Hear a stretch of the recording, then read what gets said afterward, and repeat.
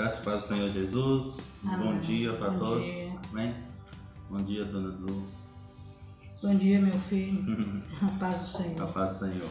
Estamos aqui nesse estudo da Carta aos Hebreus, uma carta muito profunda, muito reveladora sobre a nova aliança da graça do Senhor Jesus, né? Essa aliança que Cristo firmou, né? Que Deus firmou com Cristo, e nós entramos, né? Como beneficiários dessa aliança.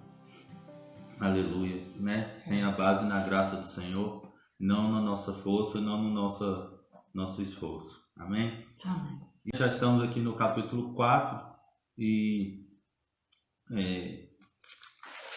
hoje vamos falar um pouco sobre o descanso da fé, o repouso da fé para quem recebe Cristo. Temos visto aqui o autor, né, começando ele vai tratando ponto a ponto até começar realmente a desmembrar o assunto, né, que é trazer essa diferença entre a antiga e a velha aliança.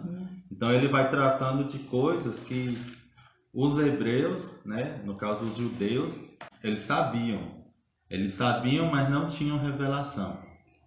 Eles sabiam pela tradição, né, pela palavra, mas eles não entendiam do jeito que devia ser entendido, né? Ou seja, eles não foram iluminados, né, pelo Espírito Santo, conforme a palavra da graça do Senhor Jesus, né?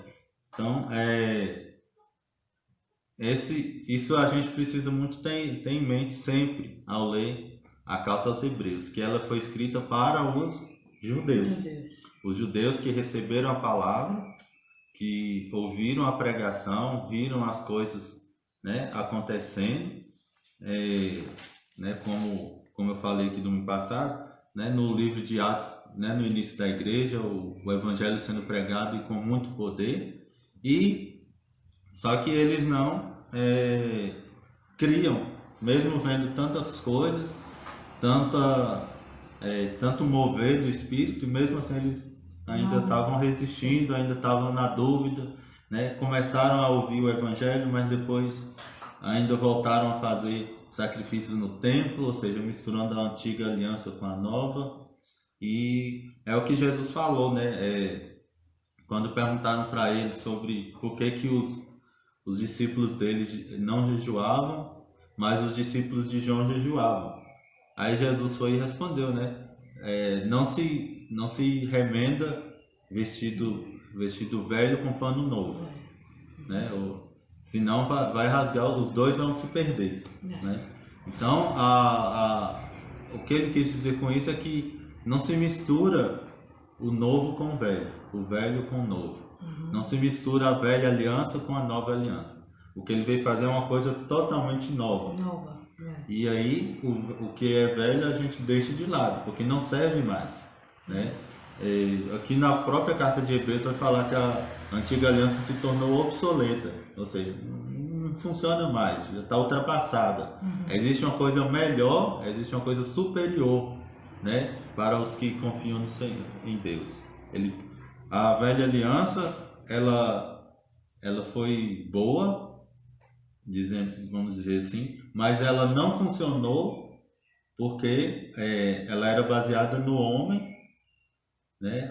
O homem e Deus. O homem não conseguia cumprir a sua parte, e aí por isso que não funcionou, né? E aí que Deus propôs, né, através de Cristo, uma nova aliança.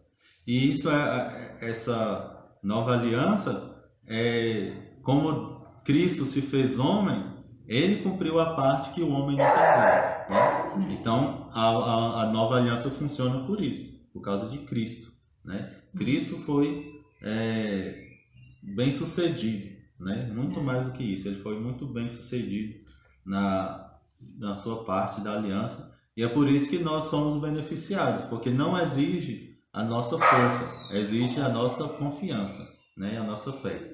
Amém? Amém. Então aqui no capítulo 4, vamos lá. Temamos, Temamos porquanto que, sendo-nos deixada a promessa de entrar no descanso de Deus, suceda parecer que algum de vós tenha falhado, porque também a nós foram anunciadas as boas novas, como se deu com eles. Mas a palavra que ouviram não lhes aproveitou, visto não ter sido acompanhada pela fé naqueles que a ouviram. Então aqui ele já começa, né, trazendo uma exortação, né? Temamos que porventura seja deixada a promessa, deixada a promessa de entrar no seu repouso, pareça que algum de vós fique para trás. Deus deu a promessa, né, de Canaã para os antepassados, que simbolizava a terra do descanso. Para a gente entender, o povo estava no deserto, né, saindo do Egito, aí passaram pelo deserto. A intenção de Deus era que eles realmente passassem alguns dias, né? Então o deserto seria apenas uma caminhada de alguns dias até chegar em Canaã. No meio do caminho o povo murmurou e Deus viu que eles não estavam prontos para entrar em Canaã, né? E aí que eles, por causa da desobediência aqui, que a gente sabe que é a incredulidade, eles não entraram e por isso ficaram por 40 anos em Canaã. E Canaã já era uma cidade, já era uma terra, já, vamos dizer assim, já era uma cidade pronta para eles. Já tinha, as casas já estavam construídas, já tinha plantação, a terra era boa, ou seja, eles iam entrar em algo já pronto.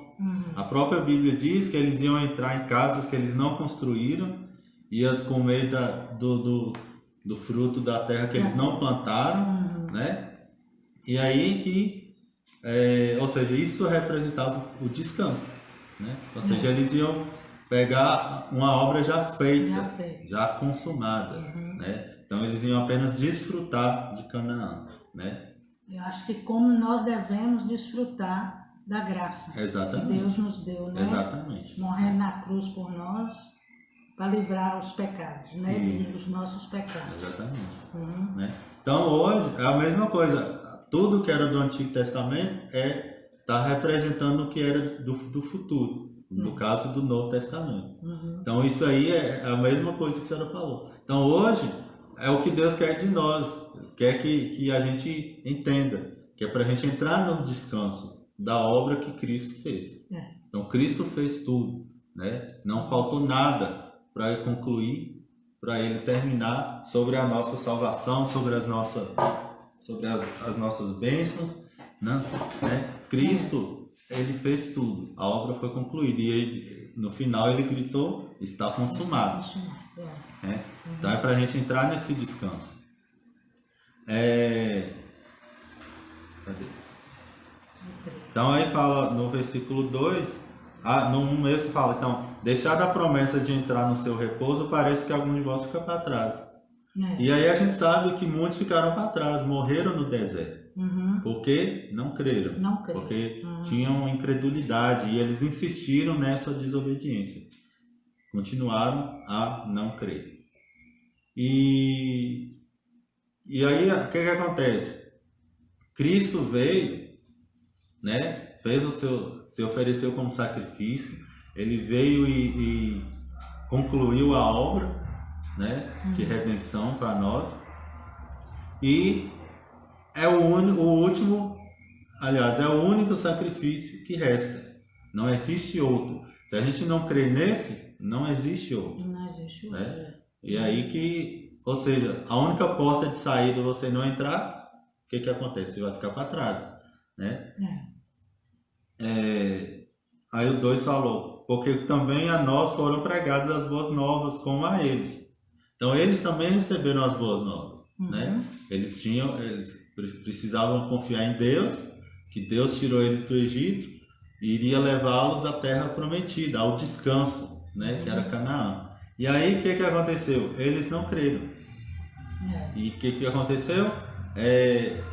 Por eles não crerem, aqui fala, eles ouviram a pregação, mas não foi misturada com a fé deles. Ou seja, para funcionar, para ser ativada a promessa em nossa vida, a fé é necessária. né? E eles não usaram essa fé, eles não tiveram a fé para misturar com essa promessa e fazer ela, né, real na vida deles. É isso que acontece. Aí vai no 3 agora. Nós, porém, que cremos, entramos no descanso, conforme Deus tem dito. Assim jurei na minha ira: não entrarão no meu descanso, embora certamente as obras estivessem concluídas desde a fundação do mundo. Porque em certo lugar assim disse no tocante ao sétimo dia. E descansou Deus no sétimo dia de todas as obras que fizera. E novamente no mesmo lugar não entrarão no meu descanso, visto, portanto, que resta entrarem alguns nele, e que por causa do desobediência não entraram aqueles aos quais anteriormente foram anunciadas as boas novas. De novo, determina certo dia, hoje falando por Davi, muito tempo depois, segundo antes fora declarado: hoje, se ouvides a sua voz, não endureçais os vossos corações. Ora, se Josué lhes houvesse dado descanso, não falaria posteriormente a respeito de outro dia. Portanto, resta um repouso para o povo de Deus. Então aqui vai falar sobre o descanso, né? E aqui tem uma explicação na Bíblia que eu achei muito interessante, né? Sobre esse repouso, esse descanso aí da fé. Fala assim: o repouso da fé, que fala aí esses versículos até o 13, a palavra repouso nesse trecho é aplicada a 3 coisas: ao descanso do sábado, né? Lembrando que o povo tinha, né, a lei ao descanso do sétimo dia por causa da criação, né? Que Deus fez o mundo em 6 dias e repousou no sábado, e determinou que todos, né, assim como ele, descansassem no sábado. Estudo na criação. A segunda coisa é o descanso da terra prometida, como eu falei, né? Eles saíram do deserto e iriam entrar em Canaã. E ao descanso que Davi previu, o descanso do Evangelho, né? Que se encontra somente em Cristo. Então aí eu descanso nessas essas 3 características aí.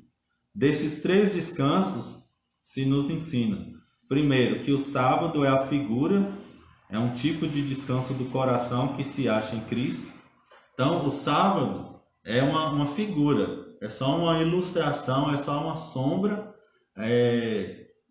do nosso descanso, né, em Cristo, né? Como eu falei, todo o Antigo Testamento é sombra do Novo. Então, irmão, se hoje nós encontramos Cristo, nós não guardamos um dia. Nós estamos todos os dias no descanso. Nós vivemos hoje no sábado, né? Constantemente nós vivemos no descanso da fé. Amém? Amém. A segunda coisa que a gente aprende é que o descanso da terra prometida era também típico, né? Era também uma figura. Pois se Josué tivesse dado o descanso final que Deus propusera, Davi não teria falado de outro descanso. Aí Davi veio, Josué tinha, quando ele entrou, só que aí aqui fala no caso, o povo não teve esse descanso de fato em Canaã. Lembra que eles chegaram lá e foi só, né, eles lutando ali para conquistar a terra, né, para tomar posse da terra. E só que aí Davi, né, muito tempo mais tarde, veio falar do descanso. Resta ainda um descanso para o povo de Deus. E Davi estava profetizando sobre a vinda de Cristo, né, o descanso através de Cristo. Então isso aí que a gente aprende nesses trechos, né? E que descanso, que repouso é esse? O primeiro sábado da criação resultou de uma obra consumada. Então Deus fez o mundo, né? Em 6 dias, criou todas as coisas. No 7º ele descansou. O homem foi criado no 6º dia. Então, criou no 6º dia, no 7º ele já estava descansando. No dia seguinte já era descanso para ele. Ou seja, o homem não precisou fazer nada, né? O repouso na obra de Cristo, esse glorioso descanso de Deus, resultou do está consumado que Cristo falou. E nele entram aqueles que repousam de suas obras e confiam em Cristo, né? Então, quando a gente descansa das nossas obras e, né, confia em Cristo, a gente repousa das nossas obras, né? Esse é o descanso que nós vivemos hoje, né?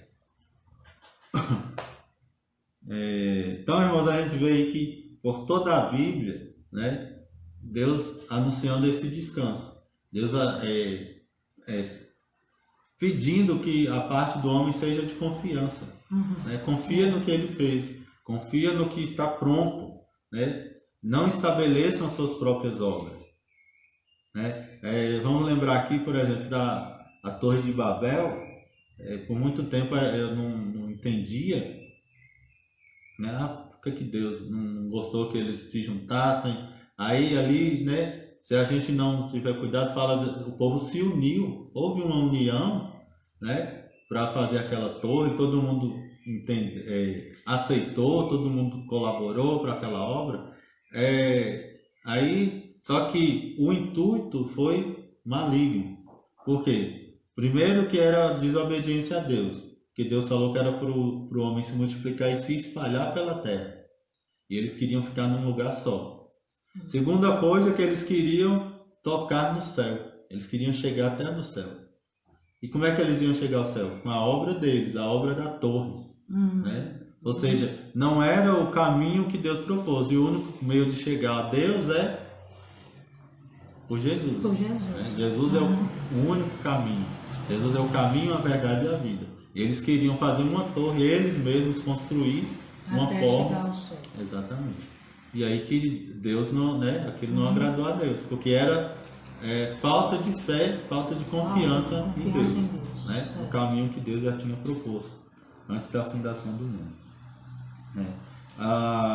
Então, vemos aí, né, na própria história de Adão e Eva, eles deixaram de confiar no que Deus falou, né? Deixaram de lado aquela palavra e creram no diabo. E a intenção do diabo, irmãos, a intenção de Adão e Eva, quando eles acreditaram na serpente, eles não estavam pensando em fazer algo errado.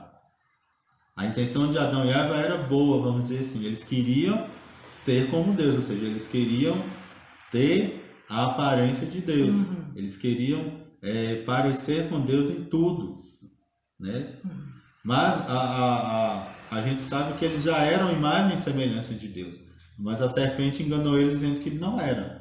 Ou seja, se Deus sabe que o dia que vocês comerem, vocês vão, né, se tornar como Ele. Então a serpente enganou, dizendo que não, vocês não são como Ele. Né? A ideia, a mentira ali dentro era essa, de que eles não eram imagem e semelhança de Deus. E aí que eles queriam conhecer o bem, né, que era a árvore do conhecimento, conhecer o bem e conhecer o mal para evitar o mal. A ideia deles era essa. Mas, irmãos, a gente sabe, Adão e Eva não conheciam o mal ainda. Eles não sabiam o que era mal. Então, para que eu vou, sabe, experimentar isso se é do mal, né? Se é do mal. Não, se eles nem conheciam o que era pecado. Então as pessoas acham que Adão e Eva pecaram por, né? Eles comeram fruto para fazer o que queria de errado, mas não, eles nunca tinham feito nada de errado. Então eles não conheciam o pecado. Então o que eles queriam realmente era ter um padrão de conduta. Eles queriam ter um padrão, né, que eles, né, enganados pela serpente, julgavam que não era o padrão de Deus, né, que eles não tinham esse padrão que Deus tinha, né? Então, ou seja, a intenção deles era de ser bons, de ser moralmente corretos, conhecer o bem e evitar o mal. E a religião hoje faz a mesma coisa, né? Você tem que saber o que é fazer as coisas certas e evitar o que é mal, né?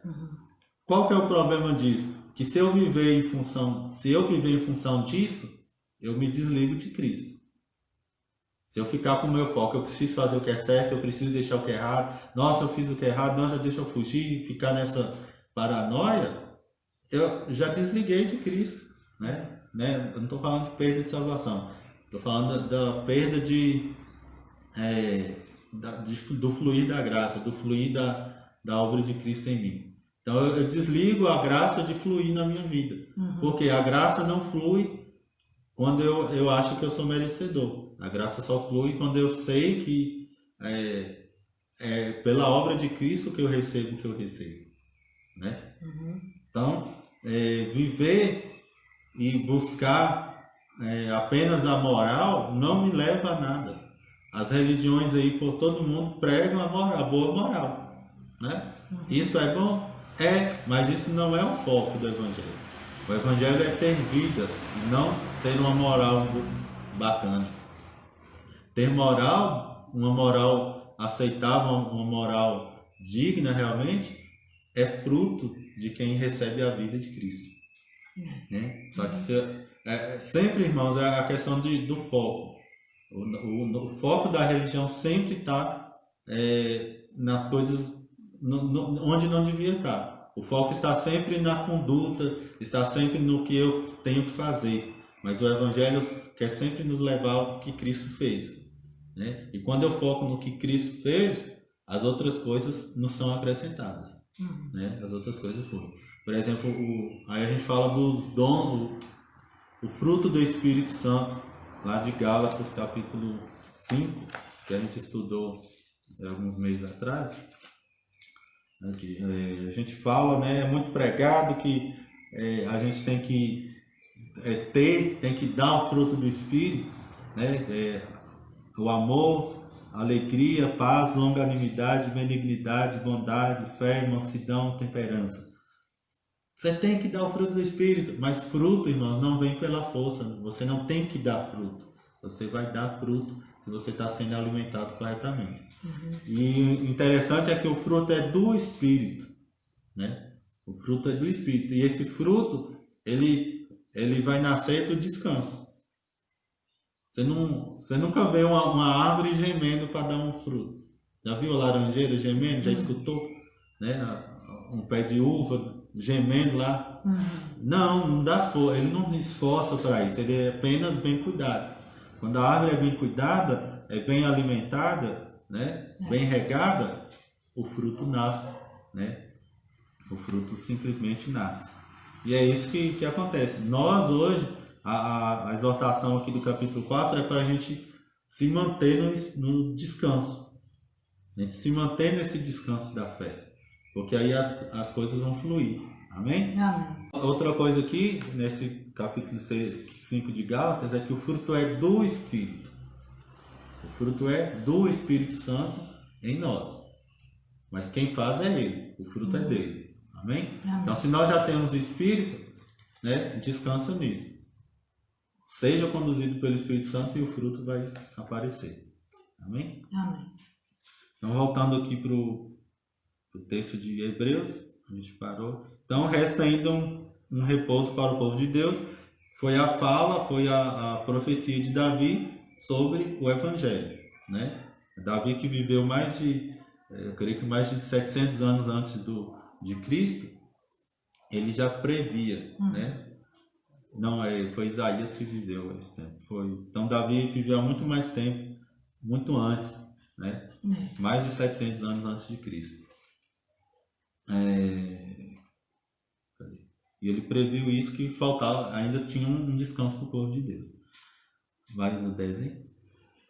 Porque aquele que entrou no descanso de Deus, também ele mesmo descansou de suas obras, como Deus das suas. Esforcemo-nos, pois, por entrar naquele descanso, a fim de que ninguém caia segundo o mesmo exemplo de desobediência. Porque a palavra de Deus é viva e eficaz, e é mais cortante do que qualquer espada de 2 gumes, e penetra até ao ponto de dividir alma e espírito, juntas e medulas, e é para discernir os pensamentos e propósitos do coração. E não há criatura que não seja manifesta na sua presença. Pelo contrário, todas as coisas estão descobertas e patentes aos olhos daquele quem temos de prestar contas. Isso. Então aqui, aí no 10 falou, aquele que entrou no seu repouso, ele próprio repousou de suas obras. Então é o que acontece com nós. Se a gente entrou no repouso, a gente está descansando das nossas obras. Né? Deixa as nossas obras de lado e vamos repousar em Cristo. Né? Como Deus repousou das suas lá na criação. Então Deus criou o mundo e no 7º dia descansou. Nós também é a mesma coisa. Nós chegamos à fé e descansamos. Aqui a gente volta lá em acho que é Gálatas que fala. Cadê? Ele próprio repousou as obras como Deus das suas. Acho que foi Gálatas, mas não estou lembrando. Então, o que acontece? É isso mesmo, Gálatas. Quando fala que a lei nos conduziu, a lei foi como um tutor que conduziu o povo até Cristo. Né? Ou seja, a lei apontava os pecados da pessoa, né? Ela aponta, né? A lei não deixou de existir. A lei aponta as pessoas para Cristo. Ela mostra o nosso pecado e a gente busca a salvação em Cristo. Amém? Então, ou seja, ela nos leva pela mão e nos entrega até Cristo. Essa é a função da lei. Ela mesma não nos salva, mas ela nos leva ao Salvador. E aí que, uma vez que a gente chega e crê em Jesus Cristo, a lei já não faz mais parte da nossa vida. A lei já não funciona para nós. Porque quando a gente chega em Cristo, a nossa vida é identificada com Cristo. Aí lá em Romanos 6 fala o quê? Que nós morremos com Cristo, o velho eu morre com Cristo, e aí a lei não tem mais domínio sobre nós, porque a lei tem domínio sobre a lei, como diz Tiago, a lei é para os pecadores. Como a gente nasce de novo em Cristo, a gente não nasce mais pecador, a gente nasce de novo como justo. Então a lei não tem mais poder sobre nós, e aí Cristo, sim, agora tem total domínio sobre a nossa vida.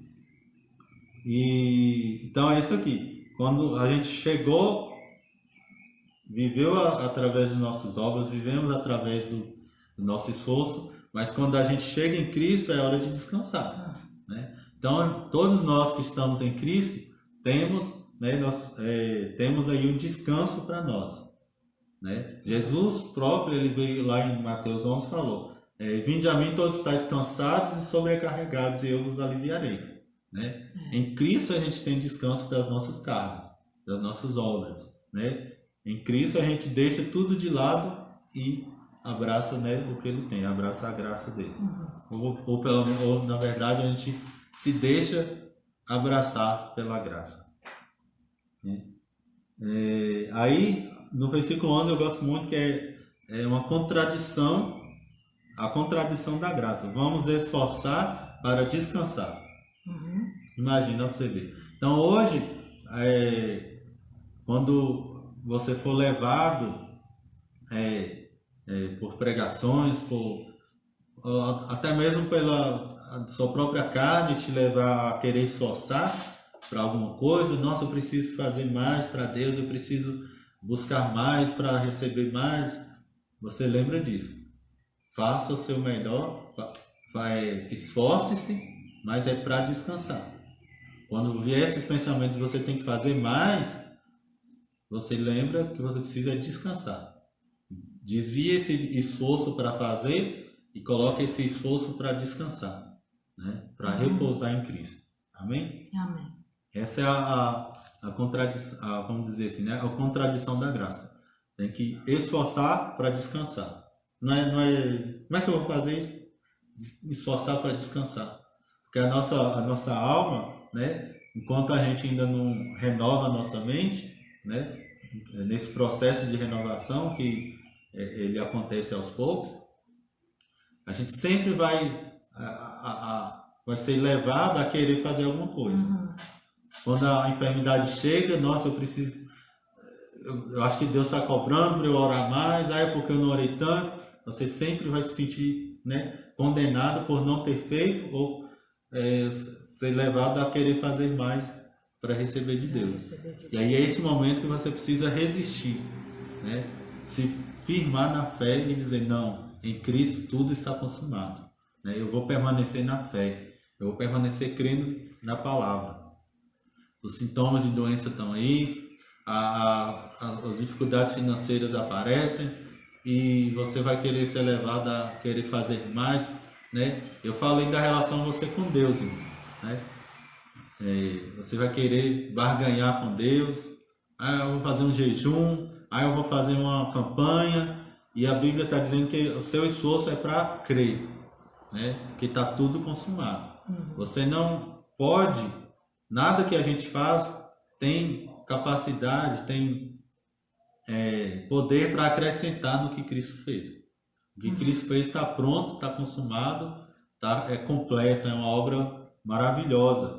E não é necessário acrescentar mais nada, né? Se a gente quer acrescentar e tem essa mentalidade, nós estamos cuspindo no sangue de Jesus. Nós estamos denegrindo a obra dele. Amém? Amém. Então vamos continuar aqui. E aí termina falando, né? Aí o 12 é um versículo muito conhecido. A palavra de Deus é viva e eficaz e mais penetrante do que qualquer espada de 2 gumes, né? Então aqui fala do poder da palavra, que ela, quando ela entra, quando a gente recebe essa palavra, ela divide o que é alma e o que é espírito, ou seja, o que é a sua vontade e o que é a vontade do seu espírito, né? Seu espírito recriado. Ela divide, ela discerne o que é a minha intenção e o que é a carne, o que é do espírito, o que é da carne, o que é meu e o que ficou do velho homem, que é a carne. Então, é isso aí que a palavra faz conosco. O evangelho é capaz de fazer isso. Hoje em dia, por exemplo, eu que vim de esse contexto aí de mistura de lei com graça, né? Era mais lei do que graça. E hoje quando eu percebo as coisas que eu fazia, que eu pensava, né, antigamente, aí eu vejo, poxa, isso era a minha carne falando e eu achava que era o Espírito. Ou seja, a palavra nos ajuda a discernir, separar, né? Ela traz à luz o que estava oculto, né, na nossa vida. Tudo que a gente fazia com intenção, e hoje a gente sabe que a intenção era errada, né? Não. E não há criatura alguma encoberta diante de Cristo. Então, todos estamos nus diante dele, né? Todas as coisas estão nus, ou seja, estão transparentes. Deus vê tudo dentro de nós, né? E a palavra vem nos revelar isso para nós também, né? Em nós mesmos. Amém? Amém. E aí, chegando ao final aqui, vamos ler o 14, 15 e 16. Tenho, pois, a Jesus, o Filho de Deus, como grande sumo sacerdote, que penetrou os céus, conservemos firmes a nossa confissão, porque não temos sumos sacerdotes que não possa compadecer-se das nossas fraquezas. Antes foi ele tentando em todas as coisas e a nossa semelhança, mas sem pecado. Acheguemo-nos, portanto, confiadamente junto ao trono da graça, a fim de recebermos misericórdia e acharmos graças para socorro em ocasião oportuna. Isso. Então aqui já começa falando, temos Cristo como nosso sumo sacerdote, né? Vamos lembrar, fazer uma comparação lá com Moisés. Moisés, ele foi o libertador do povo e tirou o povo, libertou o povo do Egito, né? Então, Cristo, a mesma coisa. Cristo nos libertou do pecado, do diabo, da morte. Ele nos libertou das maldições, nos libertou da lei. Então, vamos ver, né, o papel de cada um. Moisés como a representação de Cristo. Moisés fez isso. Ele libertou o povo do Egito, né, de tudo que o Egito representa. E aí Cristo nos liberta, né, dessas coisas que eu falei, do pecado, da morte, do diabo. E aí Moisés também era um intermediário. Ele foi o libertador e ele foi também o sumo sacerdote, né? Arão que foi, mas segundo, né, a lei de Moisés. Então, o sumo sacerdote mantém o povo em contato com Deus, né? A ligação porque o sumo sacerdote é um mediador entre o homem, entre o povo de Israel, no caso, e Deus. Cristo faz a mesma coisa como sumo sacerdote. Através dele é que nós, aqui está falando, é que nós achegamos, que nós temos contato com Deus. Amém? Amém. Então, visto que temos um grande sumo sacerdote, Jesus, Filho de Deus, que penetrou nos céus, retenhamos firmemente a nossa confissão. Então, Cristo, quando ele se ofereceu como sacrifício, né, pelos nossos pecados, o que ele fez? Ele entrou nos céus, não no santuário da terra, mas no próprio céu, no santuário dos céus. Peraí, vamos voltar aqui para a gente poder entender, né, do início. O sumo sacerdote da antiga aliança, no dia da expiação, ele sacrificava um animal, né, por ele e pelo povo. E aí ele tinha que sujar, levar as suas mãos cheias de sangue para dentro do Santo dos Santos, onde ficava a Arca da Aliança, né? E ele pegava aquele sangue e jogava em cima do propiciatório, que era a tampa da arca. E quando ele jogava aquele sangue ali, Deus, né, recebia aquele sacrifício e abençoava o povo, concedia perdão e consequentemente dava a bênção para o povo. Cristo fez a mesma coisa, mas não no santuário da terra, não no templo de Salomão, mas ele foi nos céus. Então Cristo apresentou, ele penetrou nos céus, né, apresentando a si mesmo como, né, o sangue perfeito, como a oferta perfeita. E aí, por causa disso, a gente o conselho que vamos reter firmemente a nossa confissão. A nossa confissão de que Cristo é o nosso sumo sacerdote. A confissão de que Ele, né, é o nosso Senhor e Salvador. Porque não temos um sumo sacerdote que não possa compadecer-se das nossas fraquezas. Mas temos um que, como nós em tudo, foi tentado, mas sem pecado. Então, Cristo, como homem, ele viveu o que a gente vive. Ele viveu experimentou das nossas fraquezas, né, no corpo. Ele experimentou da fome, ele experimentou da pressão, ele experimentou da rejeição, ele experimentou de várias coisas que nós, né, de tudo que a gente experimenta, mas a única coisa que ele não experimentou foi o pecado, né? Ele foi tentado em tudo, mas não cometeu o pecado, né? Então, ele é o sumo sacerdote que pode nos representar perfeitamente. Então, tudo que a gente passa, tudo que a gente sofre, a gente pode muito bem se abrir com Cristo, porque ele entende bem. Então, ele pode se compadecer de nós. Ele pode sim nos ajudar, né? E aí é por isso, como Cristo é nosso representante, né? E como nós estamos em Cristo, aí chega o versículo 16, a gente pode entrar com confiança no trono da graça, né? Ou seja, eu posso falar abertamente com Deus, onde eu estiver. Isso aqui não fala, irmãos, entrar no trono da graça não fala só de você ir na igreja orar. Nós somos o templo de Deus, né? Nós somos o templo do Espírito. Então, onde a gente está, a gente pode se abrir com Deus, a gente pode falar com Ele e pedir o que precisamos, adorá-lo, o que você quiser falar com Deus. Amém? Amém. Com confiança. E isso aqui é a ideia, irmãos, de que o sacerdote da antiga aliança, ele não tinha confiança para entrar no Santo dos Santos. Ele entrava ali com medo.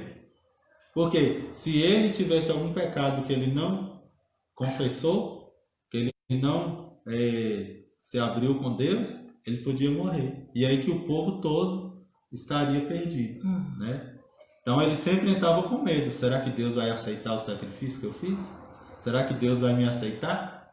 Né? Hoje não. Hoje nós podemos, através de Cristo, nós entramos com Eles confiança. ainda tinham aquela dúvida, né? Aquela dúvida. É. Sempre ficava a dúvida. Exatamente. Né? Será que... Né? Dizem que isso não está na Bíblia, né? Mas o pessoal a tradição conta que o sumo sacerdote entrava e eles amarravam nele uma corda, né? E aí a roupa dele já fazia parte da roupa do sumo sacerdote. Na borda assim das vestes tinham uns sininhos feitos em forma de romãs, né? Em forma de romãs, e para mostrar que ele estava vivo lá dentro, né? Enquanto o sininho estava batendo, sabia que ele estava se mexendo, né? Dentro do Santo dos Santos, porque só ele podia entrar lá dentro, ninguém mais podia. E aí que para oferecer, né, jogar o sangue ali em cima do propiciatório, se caso Deus não aceitasse, ele morria.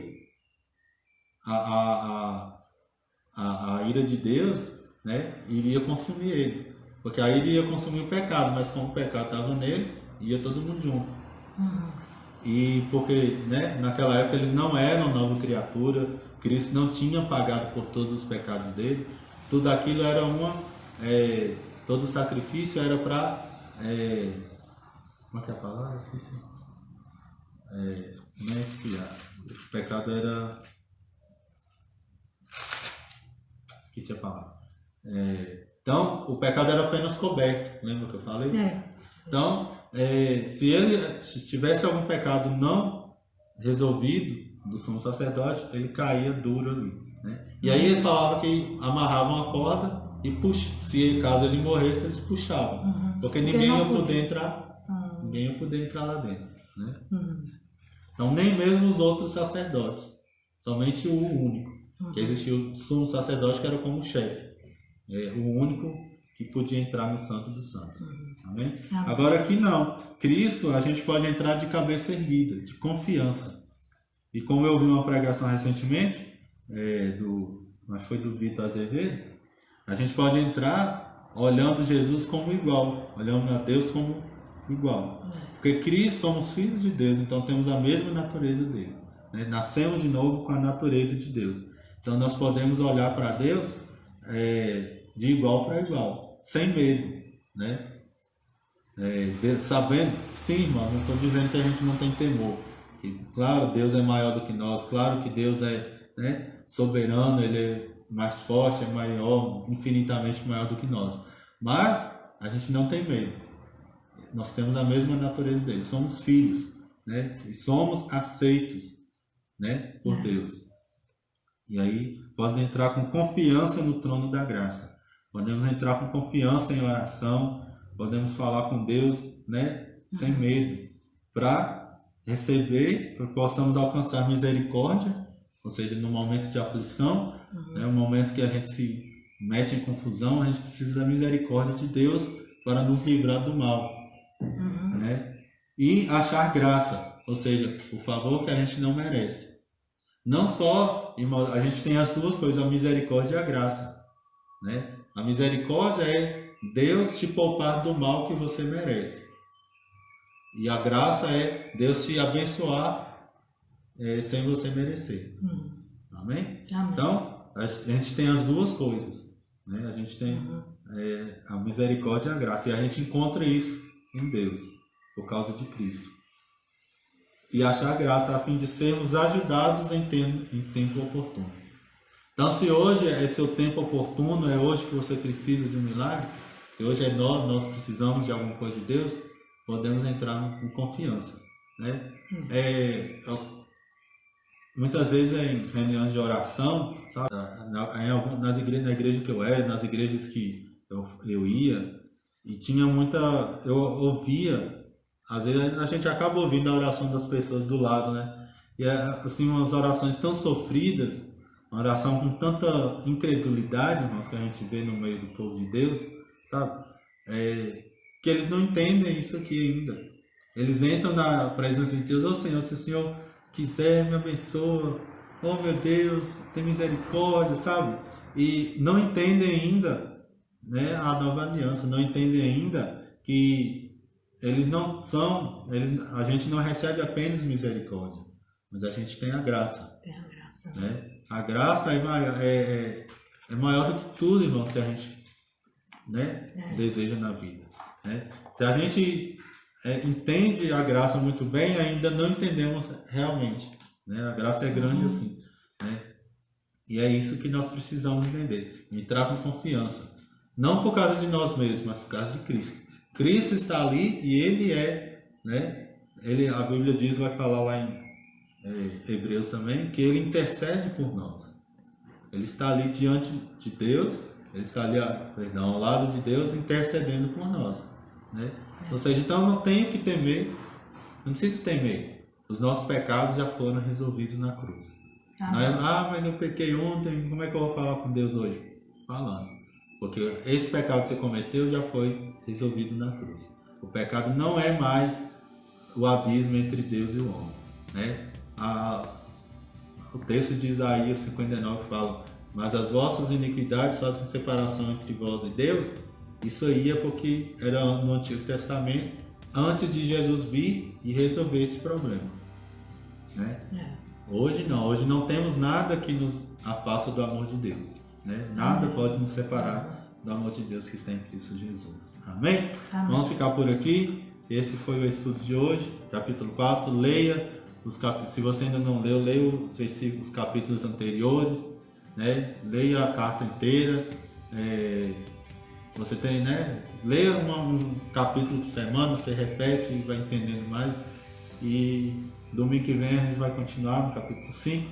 Vamos, né, tirar o máximo aí de proveito desse estudo e para que a nossa mente seja renovada e a gente consiga, né, andar conforme a nova aliança, andar de cabeça erguida, sem medo de condenação, sem medo de Deus, sabendo que Cristo é nosso sumo sacerdote. Amém? Um abraço para todos, fiquem com Deus e até domingo que vem.